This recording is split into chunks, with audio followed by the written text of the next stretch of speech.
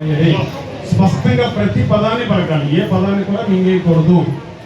ప్రతి పదానికి పలికిన తర్వాత మంత్రం అయిన తర్వాత గాలి పీల్చుకోవాలి. ఒకసారి 3 సార్లు పలుకుతాను, మీరు వినండి. ఒకసారి ఎలా పలుకుతున్నాను మీరు సౌండ్ వినండి, కళ్ళు మూసుకోండి. హరే కృష్ణ కృష్ణ కృష్ణ హరే హరే హరే రామ రామ రామ హరే హరే. గాలి పీల్చుకున్నాను.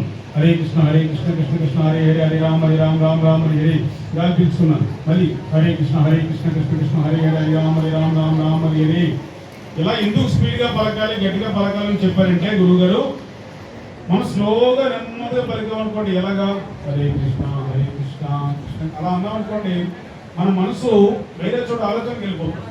మనసుకు టైం ఇవ్వకూడదు అనమాట. మనం మనసుకి గ్యాప్ ఇస్తే వేరే ఆలోచనలు లోపల పెట్టేస్తాం. అందుకే స్పీడ్గా పలకాలి, ప్రతి పదాన్ని స్పష్టంగా పలకాలి. మూడో నియమం ఏమిటి?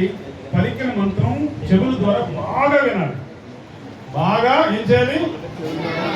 బాగా వినాలి. విన్నదాన్ని పలకాలి, పలికిన దాన్ని వినాలి, విన్నదాన్ని పలకాలి. ఇది సైకిల్ అనమాట, సైకిల్.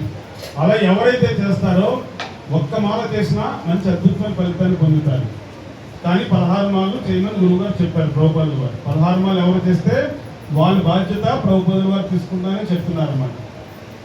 తర్వాత మీ అందరికీ ఇంకొక విషయం ఏంటంటే, విన్నపం, చిన్న అనౌన్స్మెంట్, మనకు మంచి అవకాశం కూడా.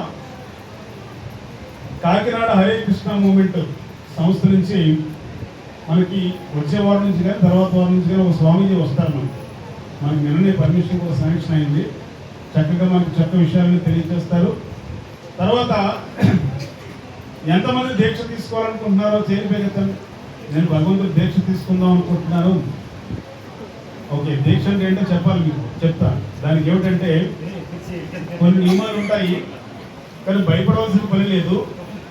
2 సంవత్సరాల టైంలో మనకు దీక్ష వస్తుంది. 2 సంవత్సరాల్లో మిమ్మల్ని తయారు చేస్తారన్నమాట స్వామిజీ.